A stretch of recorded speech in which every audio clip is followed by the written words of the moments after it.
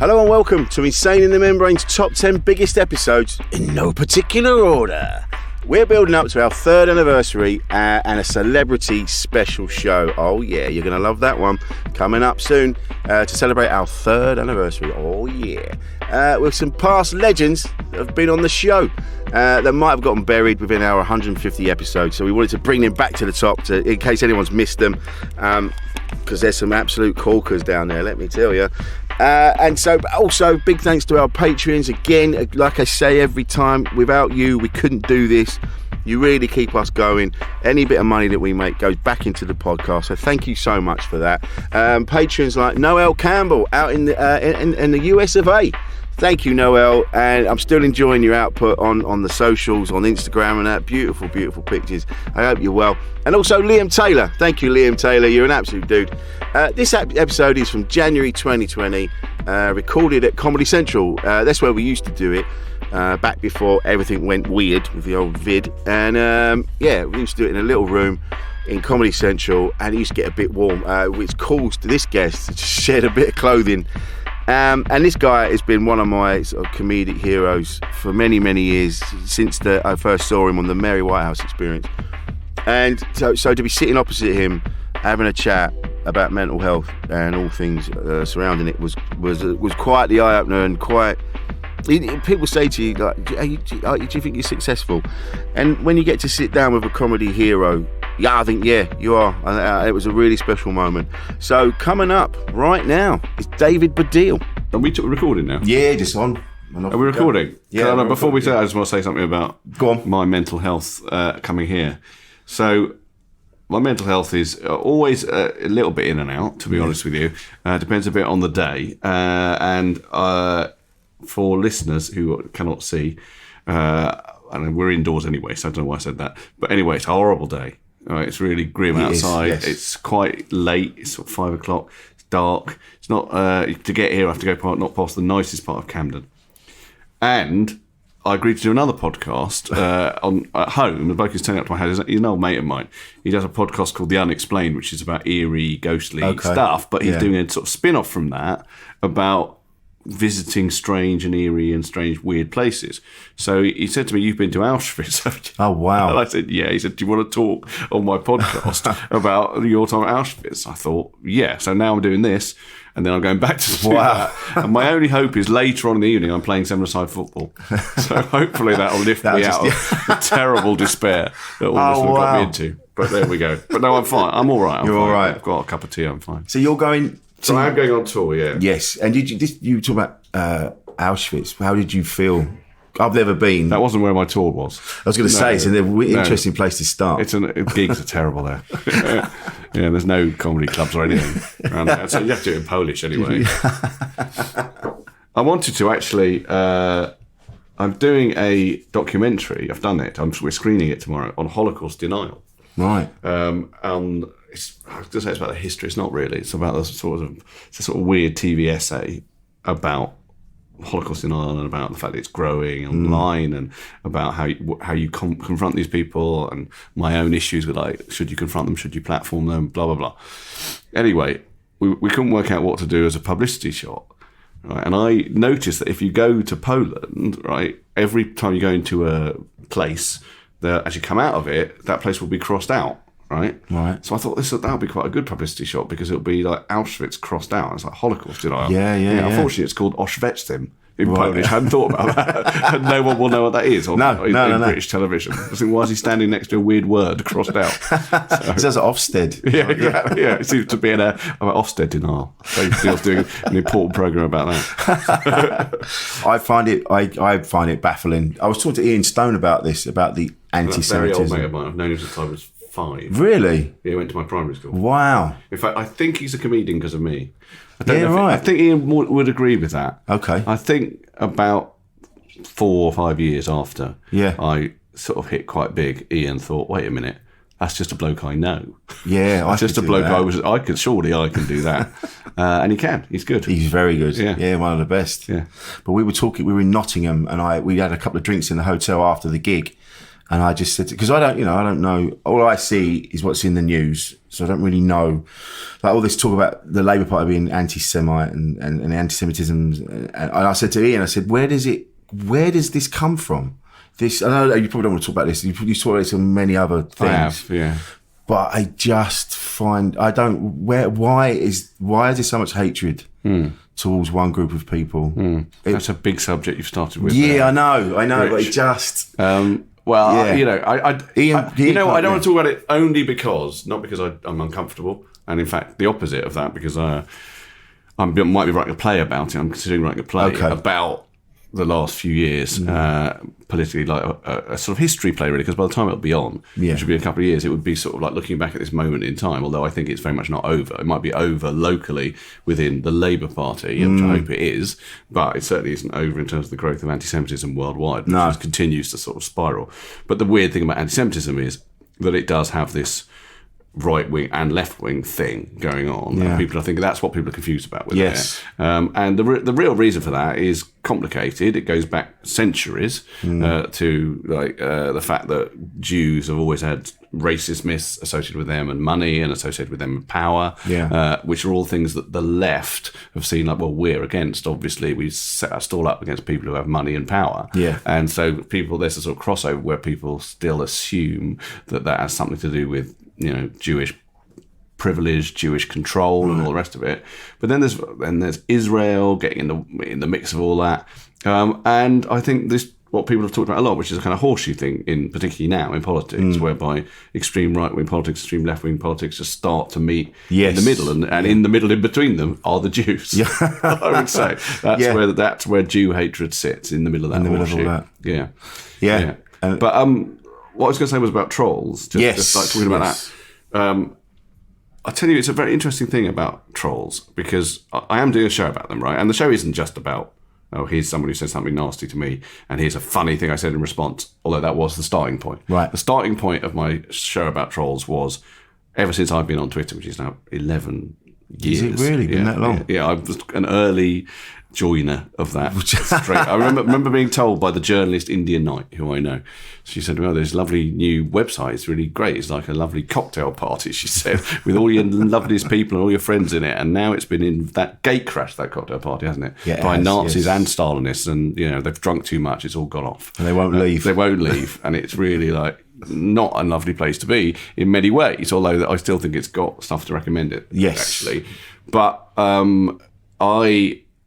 my starting point was, when I started to get slagged off on it, was, these people are essentially hecklers. I'm a comedian, so I'm not going to ignore them. I'm not going to do this don't feed the trolls thing. I'm going to try and draw them out, put them down, and make fun of them. And I did that quite a lot and still do it. Certainly not all the time anymore, because there's too many of them. And also I think there is some value in ignoring some of it.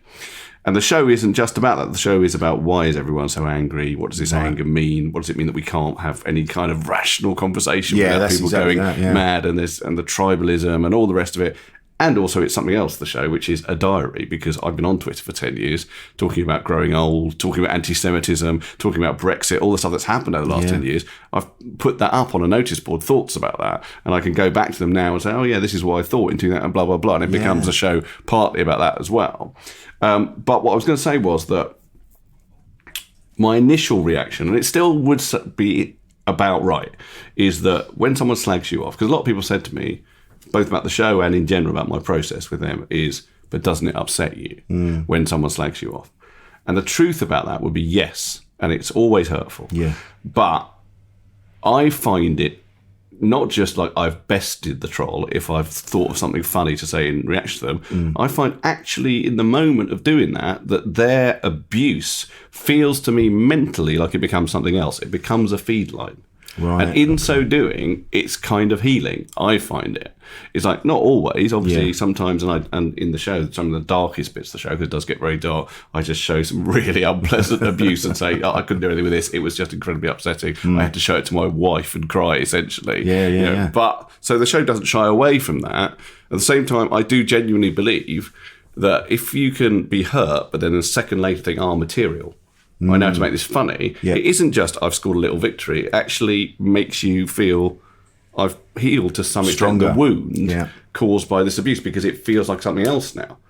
I mean, as a comedian, it almost feels like, on the best ones, like, I'm quite glad that person threw that at me, because now I've thought something funny to say. Do you know what I mean? So from that point of view, I think it's constructive. It was such an interest when I was reading up on it today. It was such an interesting take on it. Like you just said, they're hecklers. Yeah, and treating them as such. And because my Mrs. Jade she gets abused all the time because of her size and her looks and whatever else, and you get protective being the partner, and so I used to jump and go, "Who's this prick? What are you saying? Yes, do you want to start slagging me off, mate?" Right. And then Jade was like, "I appreciate that." She goes, "But that doesn't help either." And then she's like, "And it's not going to help you, is it? Because you're just going to be." I wasn't even using it in a productive way. I was literally using it as like someone in a pub had called my missus a fat bird. But that's interesting, Rich, that because I would say that's the natural response. The natural response is upset and anger.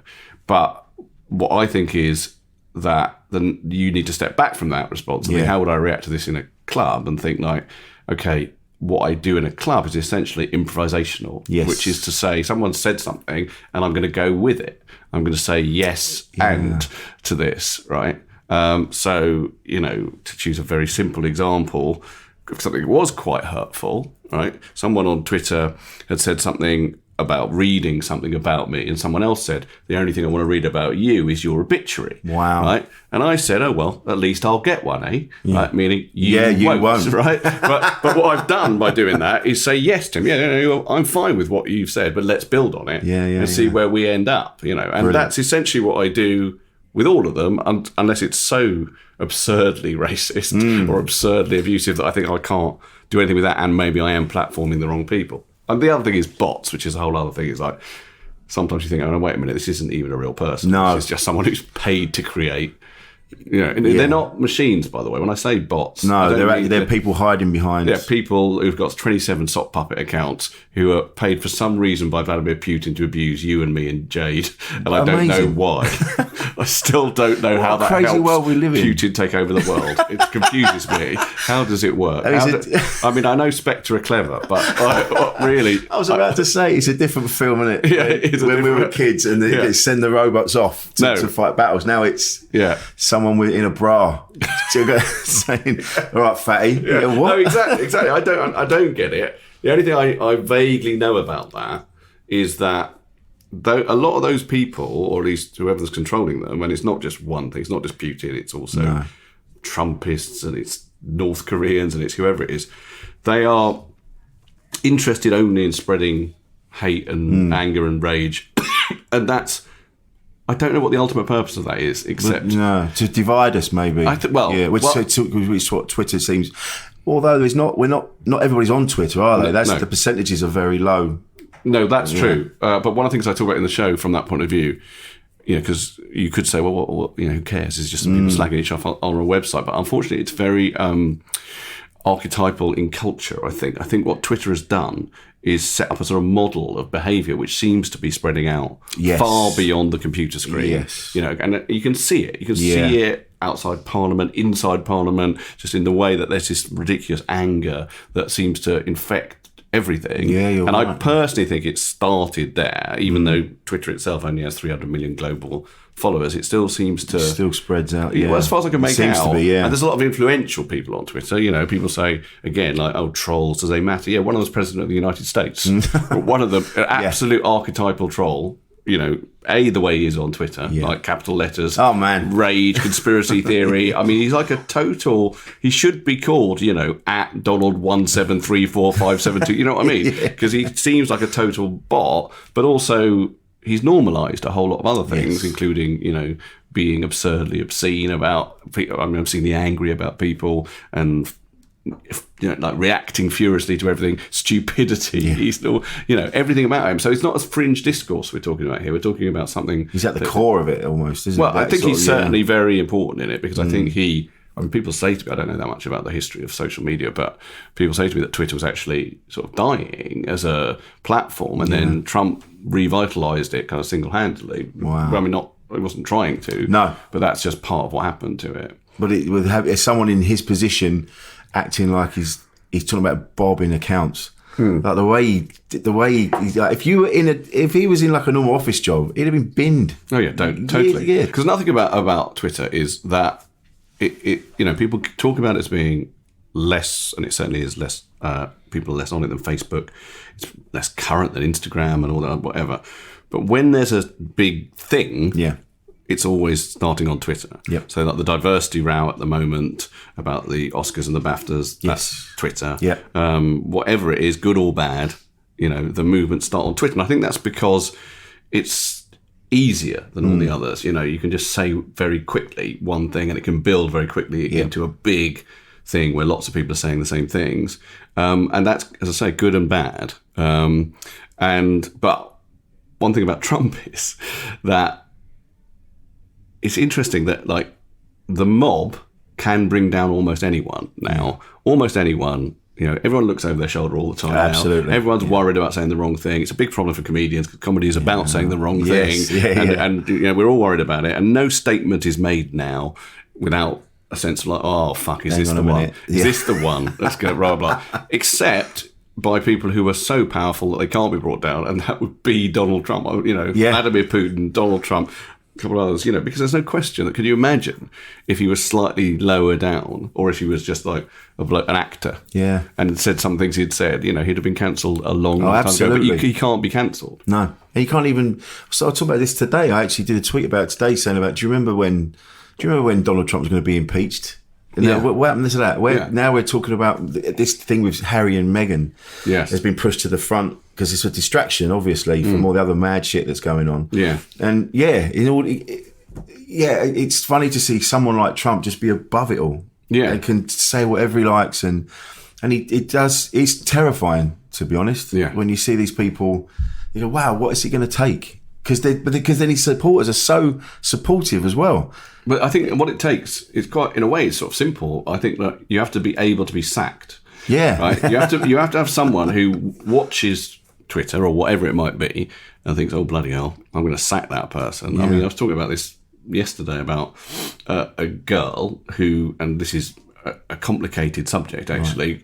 Right. I was talking to a theatre director who was telling me about a production of The Colour Purple, and in The Colour Purple, which was on like last year, a young woman who's 21 or something turned out that a woman of colour had, when she was 14, because her dad's a big evangelical preacher, had posted on Facebook all these homophobic, homosexuality is a sin Facebook posts, right? And there's a big fuss about it, and eventually she lost the job in The Colour Purple and whatever and all that kind of stuff. And so the key point about all that is it's very complicated because it was a woman of colour this was happening to, and you could tell that they were conflicted about it. But at the end of the day, the decision is with the people in power who were producing that show. No one is able to do that with Trump. No one can decide, overall we think this person should be sacked for the things he said. The only people who could do that are the American people, and unfortunately... They love him. Well, few of them still do love him, But it's that blind... We were talking about this just now, before you arrived. We were talking about this blind adoration for people that, like with Michael Jackson, people won't listen to the stories that have come. They go, no, I really love listening to Thriller. I'm now going to make a point of not listening to the stories. Yes, well, I talk about them on my show. Right. Because I've been trolled by them. Because some of the times, I've got into quite a few Twitter storms. Nothing so far that's been the absolute really big ones that you know about, but I've ended up in quite a few sort of locally, and one of them was through tweeting about losing Neverland, which seemed to be like so obviously like, these people are telling the truth. Yeah, absolutely. So no question that they're telling the truth. But I tweeted something about that, and next thing I knew, they were coming at me, the Michael Jackson's innocent trolls. Wow. I've also upset the McCann trolls. Right, who are incredible. These are incredible people. I mean, again, I don't know how many of them are real. No. Again, I start to think, like, are you real or are you just spreading madness for some weird political purpose? Like you say, like that, they're trying to divide us. Like you say, even though it's on a website, it does spread out into real life. So that's obviously... and also, it isn't just about politics. No. That's the thing. Is I think a lot of the time... the people who are controlling the trolls, that what they're interested in is muddying and confusing your idea of what truth is. Yes. And that can include the McCanns, and it can include Michael Jackson and all the rest of it. But the ones who are real, it's a very hard word to use, but the ones who are real, you're absolutely right, is they are not able to contain the idea that their hero did that. Yes. And so therefore, they have to convert the world and truth to their truth. That's the thing, is 30 years ago, if someone had said to me, there's a technology going to come along that's going to allow everyone to see into everyone else's life, everyone's opinions, everyone's thoughts, I would think, well, that'll increase the sum total of truth in the world. Surely everything will be real true. And it's done the opposite. Yeah. Because, of course, people don't tell the truth, they tell their truth. Yes. Which, in their case, is that Michael Jackson couldn't possibly have been a predatory paedophile.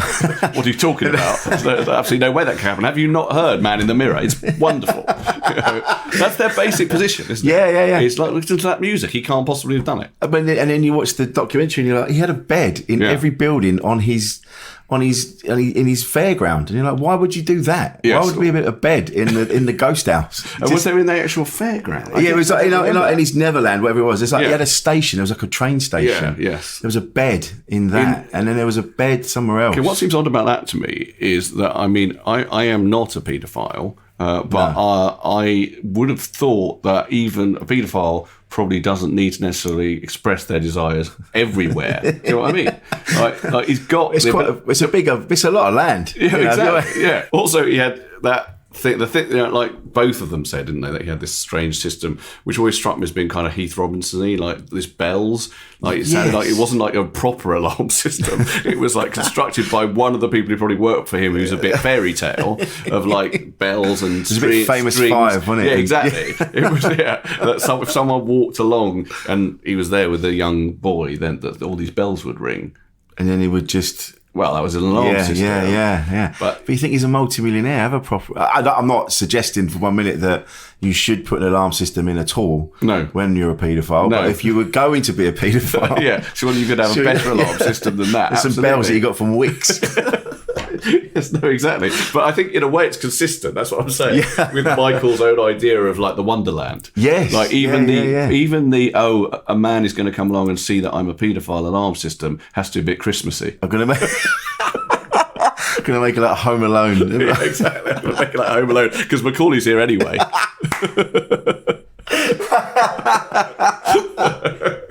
Oh God! See, we're making connections. Yeah, exactly.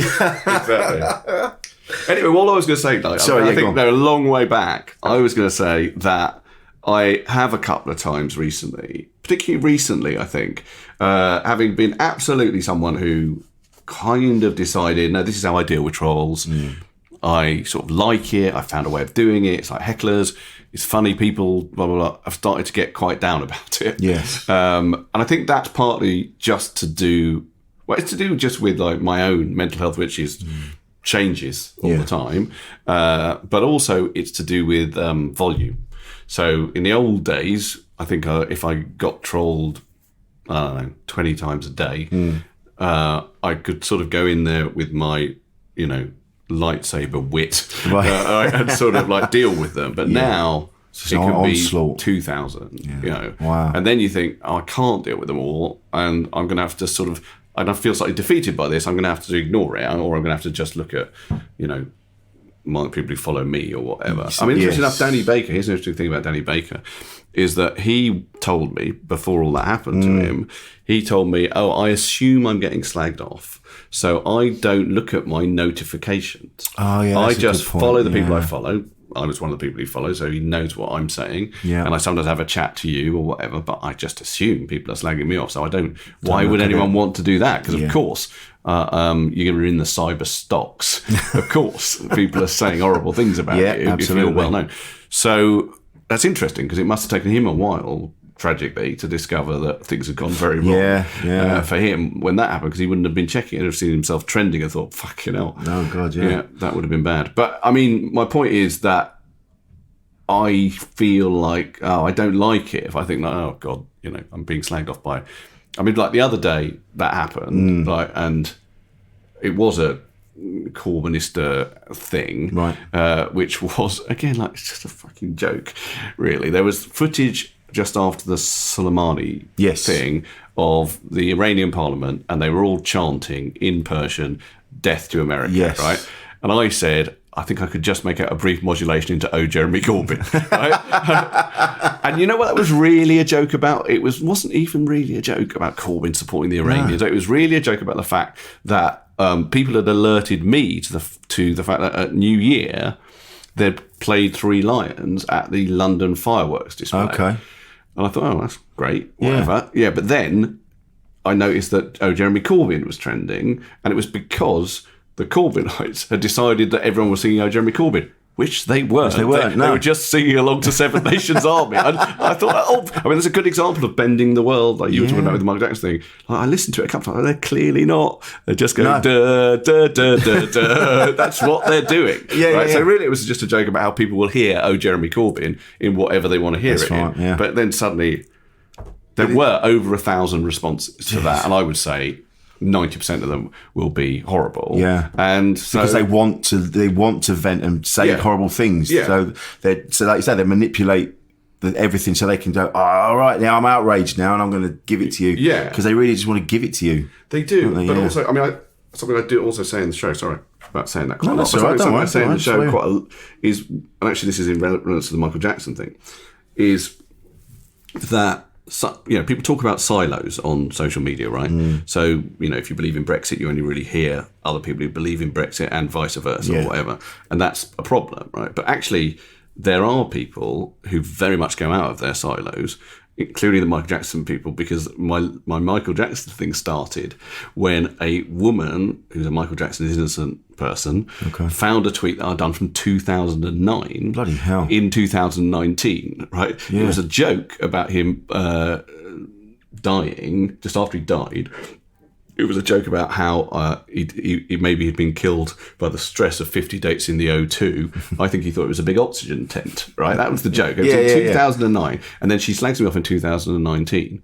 Brilliantly, a bloke underneath wrote, well, that escalated slowly, which I really love. Right? Yeah. But I think, what that woman is doing, because she is searching the internet for things that offend against her identity, because what she wants is to be offended against so that she can confirm her identity in anger. And that's what it is, isn't it? It's that confirmation. Yeah, it's like, if I get really angry about this, that proves what a big Michael Jackson fan I am. Yeah. It's all about the person, isn't it? It's all about them trying to, because everybody, I think human beings want to feel important. Like when you look at the universe and everything around it, we're just a speck in amongst it all. Yeah. And human beings have this weird, we need to feel important and we need to feel that I'm more important than you, which is where all this sort of seems to stem from. Yes, but I think there's something else as well, which particularly now, which is about there's feeling important and there's identity, a very connected thing. Yes. They're possibly the same thing at some level.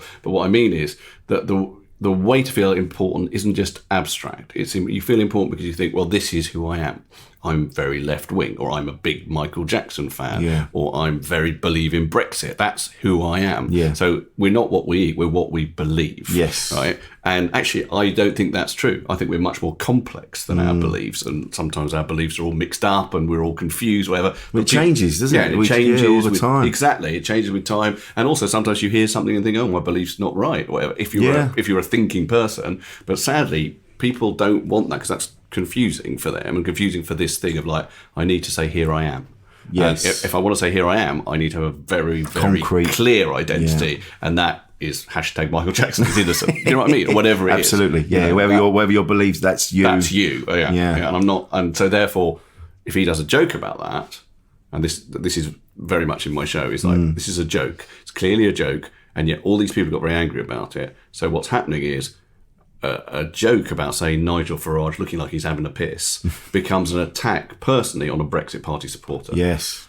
And it could be anyone having a piss. Yeah. But it's a joke because he looked, when he turned around at the European Parliament, he looked like he was having a piss. So I did a joke about that. Yeah. And really, it's not a joke. I mean, much forgetting about my politics, not really a joke at the expense of Brexit Party members. No. But they don't care anymore. No.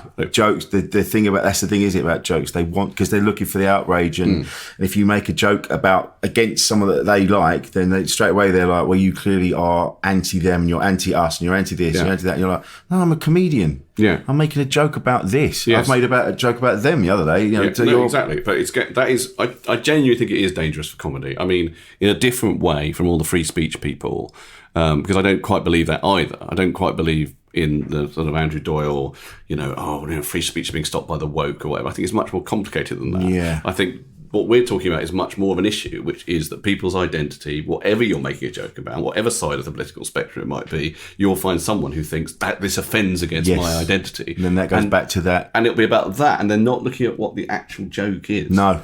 Because what's the target in this joke? And they don't care. It includes the words that trigger me off. That's it. And and then that goes back to like we were saying just now about them, that justifies who they are. Yeah. Which is what they're really searching for in the first place, isn't it? But in terms of mental health, to get back to what this podcast is about, unquestionably do sometimes get down about it. Do you, because there's so many, because you get so many responses now, because there's so many, because of who you are, do you have to put time in your, do you say like, oh, right, today, all right, I'm going to spend the next hour on Twitter? Like, do you have to put stuff, or do you just sort of like flick on it and suddenly you're lost? No, it's an addiction. Yeah. I mean, going back to mental health, I'm definitely addicted to it. And I have made some kind of, comedy capital out of that. I think I'm someone, I'm from an immigrant background, and I think I'm always thinking, oh God, how can I transform this somehow into something that actually is going to stop me from starving? And so, I mean, my whole life in a way has been that. It's been like, I want to be able to do what I want to do, but I want to be able to somehow monetize That's that, right, absolutely. And Twitter's definitely become part of that for me, because I spend a lot of time on it, and there's a lot of funny stuff that happens on it. But I am definitely quite addicted to it, and I think it is a problem. Partly as well, just like my wife isn't on it. It's not on any social media. Right, She's the opposite of me in many respects. She's a very, very private person. Yeah. I'm an absurdly public person, not in the sense that I want to be on everything, but when I am on something like this, my tendency is just I completely open my, mind. I don't inhibit myself, because I can't really have a sort of on the spectrum problem with inhibiting myself. And she's the opposite. So that's good in the way it works for us in many ways, but it also means that she basically doesn't like me being on Twitter all the time. No. But also not just from like, oh, you're not present in the family, whatever, and we're spending all our time telling my son not to be on screens, and you're fucking that up, you fucking idiot, which is totally fair. Yeah. But also, when the Twitter storms happen, she can see it's starting to really bring me down. Of course, yeah. And she's like, "Why are you doing this?" And sometimes I don't know what the answer to that is. Like you say, it's that addiction, isn't it? It's like when you see someone that's addicted to booze or whatever, and you'd see the damage that it's doing to them, and you love that person, and it's a very similar thing. I know people go, "It's just a website." You go, "No, it's more than that." Like you say, it is an addiction, and it does become problematic. Well, I think for comedians, it's difficult not to be on it. Partly because it sells tickets, unquestionably, but also a more deep thing, which is it feeds a need in me to have an audience at all times. Yes. If I think of a joke at 3:00 in the afternoon, I can't go and do a gig at 3:00 in the afternoon to express that joke, but I can put it on Twitter, and if I get 6,000 likes, I feel I've got the big laugh that I wanted with that joke, and that, as a comedian, is a brilliant thing. But it's addictive. Yes, absolutely. And then someone slags off the joke, because one thing that is I've also noticed, and do also talk about in the show, is that it's such a win-lose game, because the game is how many likes can I get, how many retweets, but the more of them you get, the more hate you will get. Yes. Yeah, it's definitely the case. The more successful a tweet is, the more I just will see it coming. As soon as one's like got more than about 1,000 likes, you've got, I thought, wait for it, and then it'll be like people really hating it, including always people saying, no one else thinks this. Like, it's just got 1,000 likes. Someone does. Someone clearly does. The maths are quite obvious. The numbers are there. Yeah, what do you want? Yeah. But again, it's these fact deniers. They're just like, no, it's bullshit. But Joe Rogan, love him or hate him, what he said a really interesting thing where he just said he'll tweet and just drop his phone, won't even look at it. Right. He's like, so he gets it out there. Yeah. He's like, I want to say a thing. Yeah. And then I'm not going to look at the reaction. Yes. Well, that's sort of what I was saying about Danny Baker until it went wrong for him. And I sometimes I'm moving towards that. Yeah. Definitely. I mean, without wishing to get too detailed about stupid old Twitter, I've noticed that what I do sometimes now is I'll post a joke or whatever, and then instead of looking at notifications, I'll just stick on my page and see what it's getting. Okay. Right. And then if it starts to get, I mean, the likes and the retweets are one thing. But if it starts to get loads and loads of responses, written responses, then I know there's loads of hate. Right? Virtually, that's where the hate is. People who have bothered to respond in detail to something you've said. Unless it's sometimes, I mean, and this is the upside of Twitter. You start a thread about, I mean, I had this big thing about breakfasts. When I was on tour, I was posting pictures of my breakfast. Yeah, I saw that. Because I found it impossible not to have a full English breakfast when I'm on tour.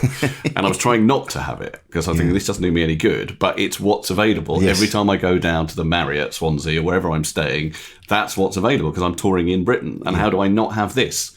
Once it's there, who's not going to have sausage, bacon and eggs and beans? Do you know what I mean? And so I was posting that, trying to say, stop me. And then people started talking in detail about the architecture of every plate that I had put together, because it was always me putting it together from a buffet, and how it was wrong because the eggs were touching the beans or whatever it might be. I said that to someone else. I said, his eggs are touching the beans. People very upset about eggs and beans touching. Apparently that's illegal. You can't have bean juice on your eggs, David. I probably shouldn't say this, but anyway, the OCD nature of the plating of the full English breakfast. There's a fault line in the British public. People are very, very concerned about it. And things like that, you can get loads of responses, and they're brilliant. They're actually brilliant. People like, or actually, let's show this in the show. Like, there's all these brilliant responses, and then one person just screenshots my sausage and eggs and bacon and says, "All I see is death."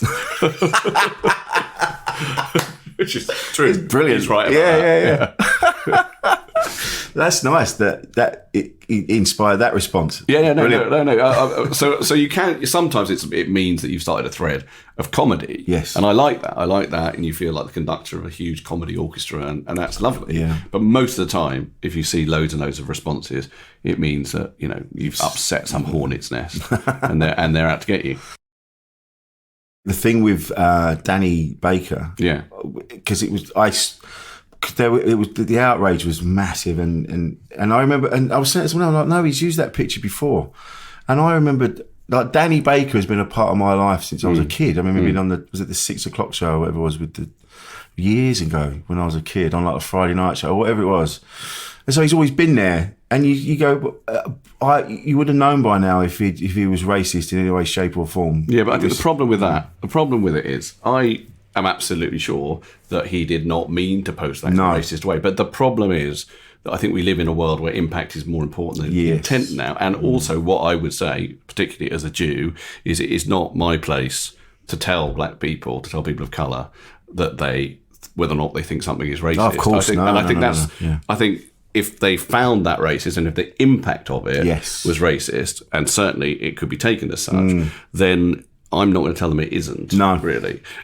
because I have enough of people with me saying this is anti-Semitic, saying to me, no, it's not. I'm thinking, like, well, how do you know? How do you know? Because you've never experienced this. Right. So on a personal level, I absolutely think Danny Baker. I know Danny Baker is not a racist, but I'm not. That doesn't mean that I'm going to deny the experience of people who found that. Yeah, you're racist, right. Because I did a couple of times. I commented, I went, no, he's used that picture before, and you're right. They came out and went, well, that's not the issue. Yeah. And I'm like, oh yeah, you're right. Actually, like you just said, oh yeah, shit. Who am I to say what's offensive, what isn't, what is racist? And actually, the thing at the moment with Meghan Markle, I think it's a ridiculous culture war around it. Yeah. But I'd say again, if people of colour feel that, it's absolutely their lived experience, but I personally agree anyway. I think the fact that you can't find a specific or many specific examples as the various white men and white who are saying no, it's not racist. She's been made into a villain. Yes. She's been made in very quickly. And I think it crosses over with lots of other things. So it's definitely racist. It's also misogynist because she's an older woman. She's older than Harry. Right. She's divorced. She's an actress. So that goes back to the 19th century attitudes to these things. And it fits a story of like, sort of what we want really. Because what they really want is story. They want pantomime. And Kate's the good wife and she's the bad wife. And certainly race is in that mix. And certainly her being older. There's all sorts of ways in which they want to play that out. And it's got nothing to do, in a way, with who the real person is. No. Someone put a thread up yesterday and they said, this is why this is racist. And they put different images of Kate and those are Meg. amazing. And They are like, amazing. wow, they are amazing. I mean, I think it's racist, and I think it's other things as well. Yes. So I think it's the decision, unconscious decision, for various reasons, including skin color, why the press have decided, no, we're going to make her into the villain. Yeah, Into the villain, and because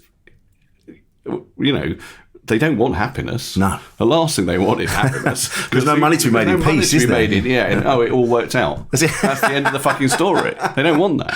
They love all these people like outraged. Again, it's outrage. Yeah. All these, particularly these kind of conservative commentators, outraged about it. They are so happy about the outrage. Yeah, that absolutely. they're able to write about. But we were talking about, because all the while, Prince Andrew they go, oh, you're not having a birthday party this year.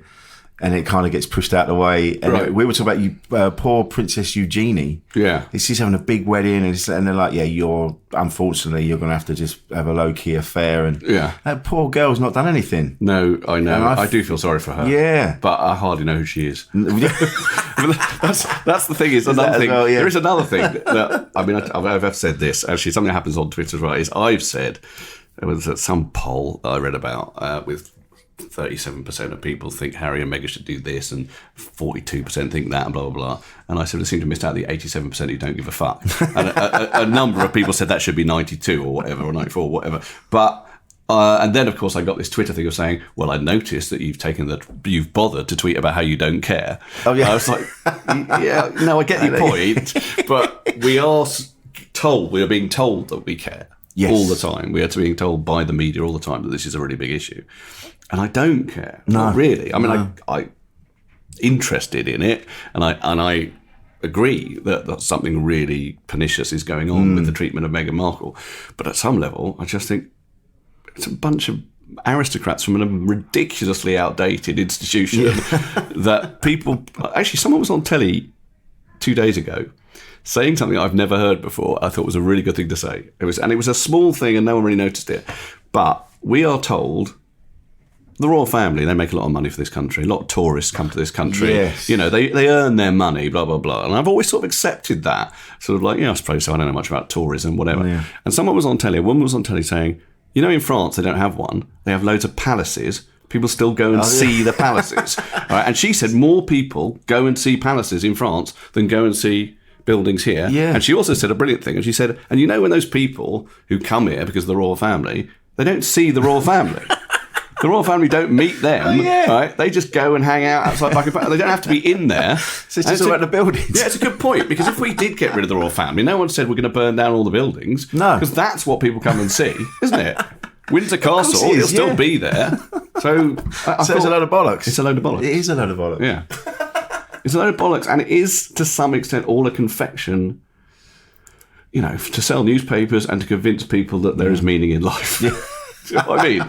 That's the thing as well, isn't it? It's that there has to be a reason why we're here. Yes, and if you really, and depending on what you believe, you might. Well, it's not. We're just here. I mean, when I do get depressed, because I've had terrible depression over my life, and I don't have it as badly now. It's still there in the background all the time. Do you know how to deal with it, or do you think that the things that were causing it have gone? Or I think the things that are causing it were always there, and then got worse. I got very bad in my 30s, and I took a lot of antidepressants, and I was in a lot of therapy and all that kind of stuff. And I think children made a massive difference to me, actually, because I think one of the things, very straightforwardly, that happens with depression is that you ruminate all the time about yourself. You get self-obsessed in a very extreme way, and you can't get out of your own thoughts, and you sort of have to, once you have children, you sort of have to finally see the world from another perspective, which is the key thing, I would say,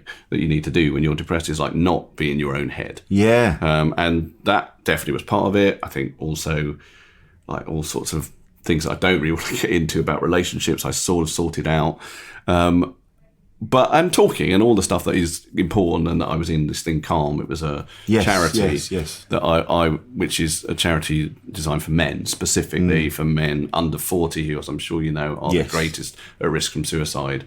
I'll tell you the truth about Calm, is I had just started taking my daughter, who is my older child, to primary school. And I'd never taken a child to primary school before, and I just was doing it. And literally, third day I'm doing it, a woman comes up to me and a mum there, and says, I'm starting this charity, and it's for men and mental health in men, and would you like to be the patron of it? And my first thought was, oh, right, so I come to this place every day. If I say no, she's going to be looking at me every day like, you cunt, you uncaring, pretending to be interested in mental health cunt. I'm going to be looking at her eyes every day across the playground. I'm going to have to say yes, aren't I? And God knows what else these parents will be able to get out of me, because I can't escape this, right? So I said yes. But I am glad I did it, because I think it's now a big... I don't do it anymore because I felt I was too old. Really? It's for men under foot. The charity is specifically, I don't know why this is. It's not like you grow older and everything's fine. No. Not worrying about death. But anyway, men under 40 are the most at risk. And I did it. I started doing it when I was in my 30s, and then I just thought you should have a younger man doing this. It was Professor Green for a while, and I don't know if he still does it or not. But anyway, they provide a helpline and various other things, support for men. A lot of time, to be honest, working class men who are not used to the idea that what you do when you get depressed is deal with it by going to therapy and asking for antidepressants. Their experience is to just be quiet and silent and to kill themselves is the truth, or to attempt to do so. And that's what Calm tries to help with, and is good with dealing with that. There was a reason why I brought that up. Oh yes, which was to do with what we just said about Harry and Meghan, which is I think that I'm sort of an upbeat person at some level, but there's a part of me that can get very bleak. Right? Yeah. And I'm sure you're like that. Same, as well, absolutely right? the same. Yeah. Right? And I sometimes do think, with all the noise of this stuff, like, is this just here to make us convinced that, there is a purpose to life, there are things to think about that are not just, we are meaningless, we will die soon. That seems to be, isn't that what that's for? There is that seems to be that we have that unquenchable thirst to... That's why we shoot ourselves off into space. Yeah. That's why we do all these things. We go into the ocean. For significance. Because we're trying to, it was like, we have to prove that we are important. Yeah. And there is a reason that we're here. Yeah. It's not just a case of being a chemical reaction that got out of hand and then we were suddenly formed. And no, that's right. Yeah. I mean, I wrote a play that was just on in Soho Theatre called God's Dice. Yeah. And it was a play about religion and physics. And in it, a girl, a student, comes up with sort of equations that seem to prove the existence of God.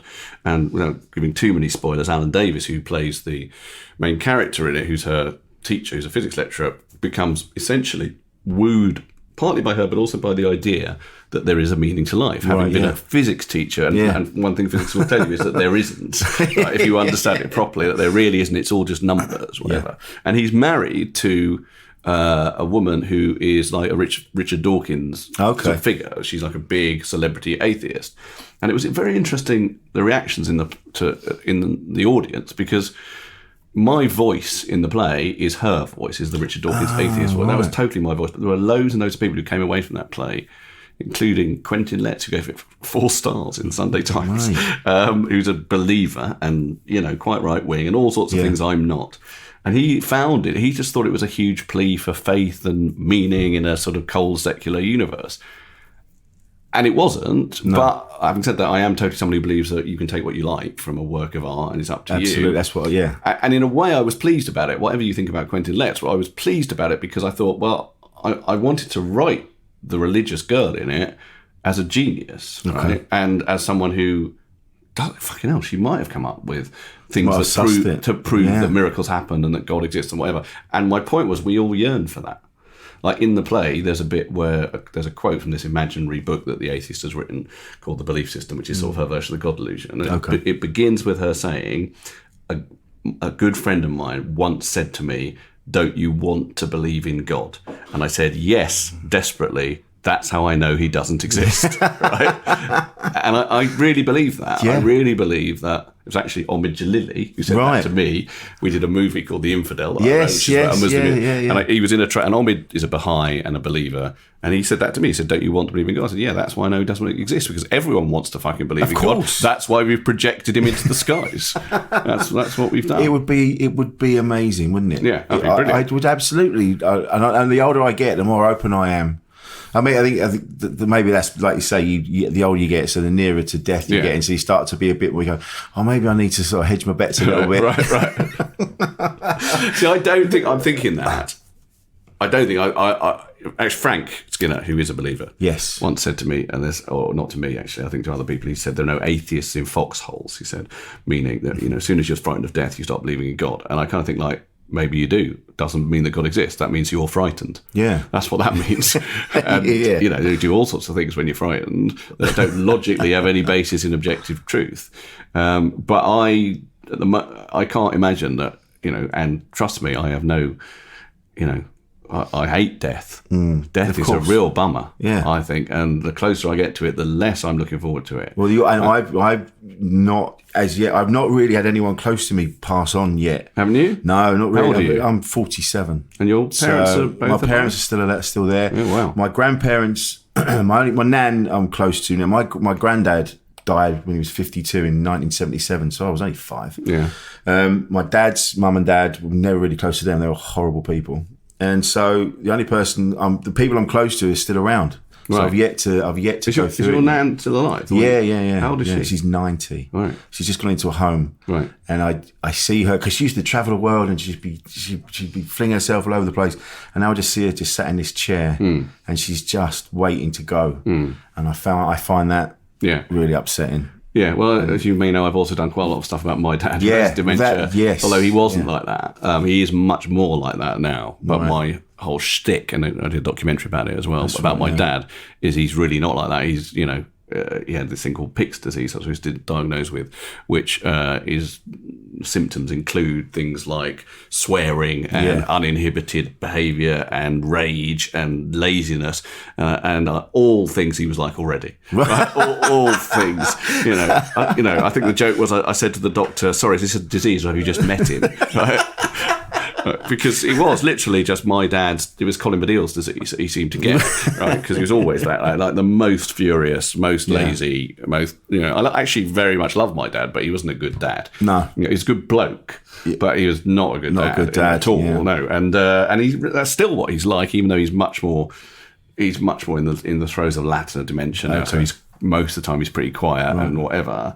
But he is still in there. Actually, the other day. He had to go to hospital the other day. And I wasn't there. His carer took him to hospital. But basically, one of his eyes has started to droop and we were worried it might be a stroke. Yeah, so the carer told me that the doctor was tapping at his face and the doctor said to him, "Does that hurt?" And my dad said, "If you carry on doing that, it will do."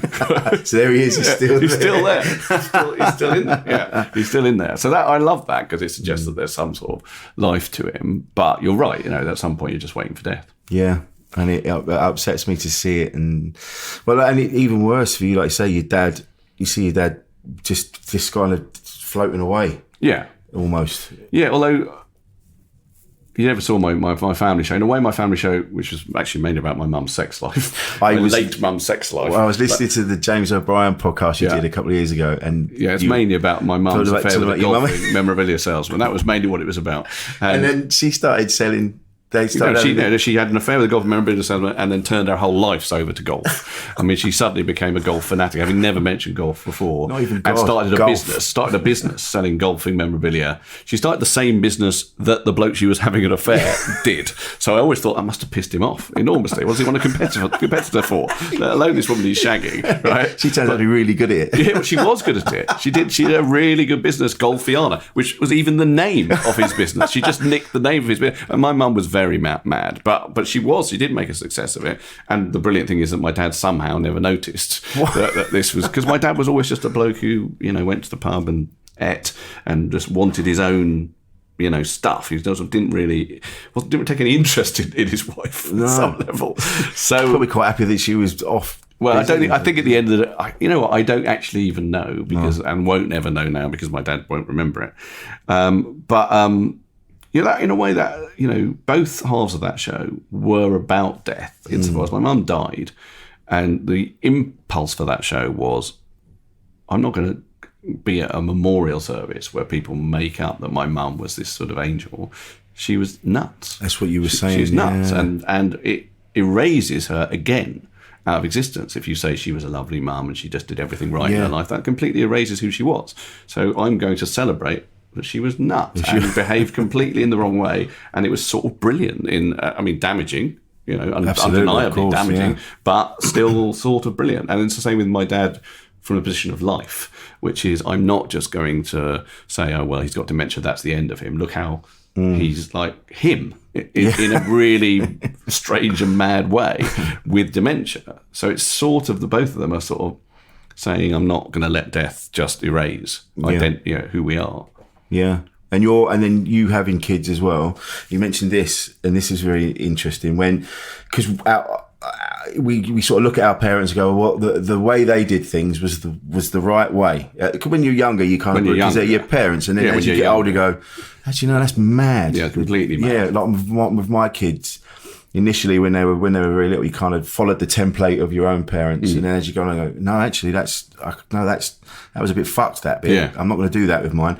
I've found now mine are older. Mine are 22 and 27, and I literally, as we've been talking now, I realise why I've been feeling so depressed lately is because now they've grown up and they're off living their life. Right. And they don't need me. No, I know. That is worrying when that happens. Yeah. And now I'm like, it's been debilitating. Has it? Yeah, because I've just, for the last 20 odd years, I've been a dad and I've been making sure they're all right and they've got everything they need. Yeah. And now they've gone off. Yes. And I'm left with, oh shit, what do I do? No. Well, that is a thing. I mean, I remember seeing, I can't remember what film it was now. I think it was Boyhood. Do you remember that film, Boyhood? Yeah, I know of it. It was about a few years ago, and it was filmed over a long period of time by Richard Linklater, and he used the same actor as a baby. Yes. Actually, he filmed it over like 14 years or something. Yeah. And a friend of mine, Pete Bradshaw, who's the Guardian cinema critic, talked a lot in his review, very painfully, and I thought it was not much people talk about this, about how one thing that's difficult about watching the film as a parent is that thing of the loss of seeing your child grow up. Yeah. You know, even though obviously that's the main thing you're meant to do is shepherd them into adulthood. At some level, it's always incredibly upsetting. And with my son, who I talk quite a lot about in my show, because he's turned into an online troll. Well, not an online and offline troll. Right. Yeah, I mean, my son is unbelievably... I mean, he's hilarious. He's hilarious, which is his saving grace. But he's like... He's 15, and his attitude to me is totally scornful and whatever.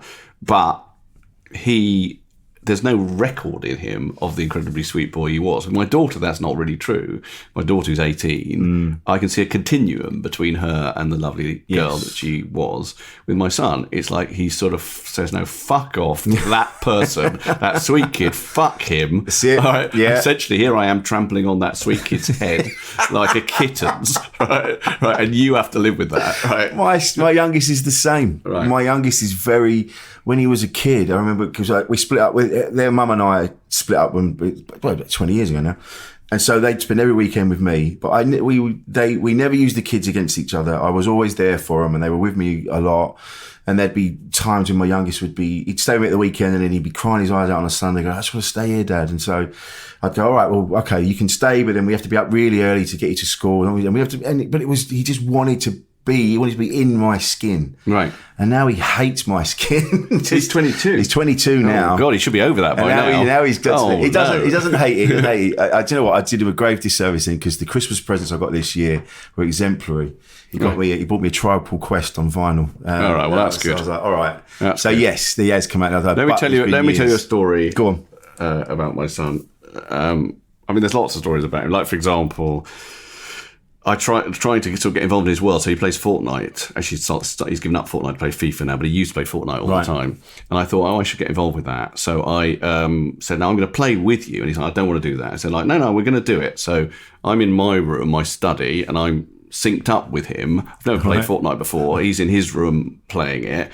And we arrive on the... Do you know how Fortnite works? Basically, you parachute down an island. You've got an avatar, which is some, knight in shining armour type person with a big sword or whatever. And we're trying to work together as a team to defeat whoever we're supposed to defeat on the Fortnite island. So I don't know what I'm doing. And he says, right, Dad, okay, follow me, run, right? Right. And he disappears somewhere, but he just says, keep running, run, Dad. I said, I'm running. And he says, run, Dad, run. And he just runs me off a cliff and I die, right? And then he's basically, right, never play with me again. Right? Have I made that clear? Never play with me again. And he does stuff like that all the time. He's like, always, and he's always hilarious. That's the thing. Yeah. I'm going to tell a story. Go on. I'm going to tell a story now. I told this on stage the other day, and I thought this one would get a laugh. And I don't even know if I should tell it. And I told it, and it got a massive laugh. Okay. So I got approached by a paedophile when I was 11 on the tube, 11 or 12. And that's because my parents not being particularly good parents, they just let me go on the tube in the 70s. And I used to go to Hamleys, right? The when toy you were shop. 11? Yeah, Hamleys by myself to look at toys I couldn't afford. Wow. I used to do that a lot, just go and look at them, right? How sad and bleak is that?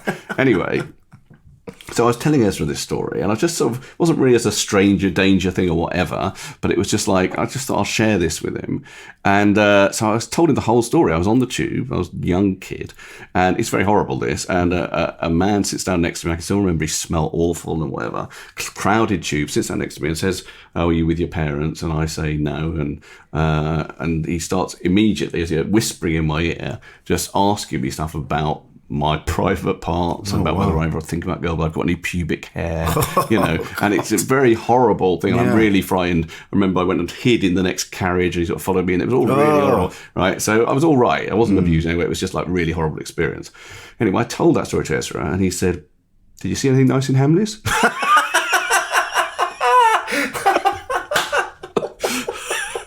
Anyway, it got a massive laugh, and I was so pleased about it, because when he did it, I laughed and laughed and laughed and thought, that is the first time I feel I've told that story and felt a great weight lift from me from someone's reaction to it. And that goes back to what you were saying about on Twitter, when you get a good reaction from the interaction. Yes, no, that's right. It can feel all right. Yeah. So he is he is like that, but at the same time, I totally know what you mean about there's a weird parents thing of like what happened to the thing that I was looking after, and I still, he's still young enough that I feel I am sort of looking after him. I don't know whether that would be true anymore. He wouldn't think so, but I sort of am.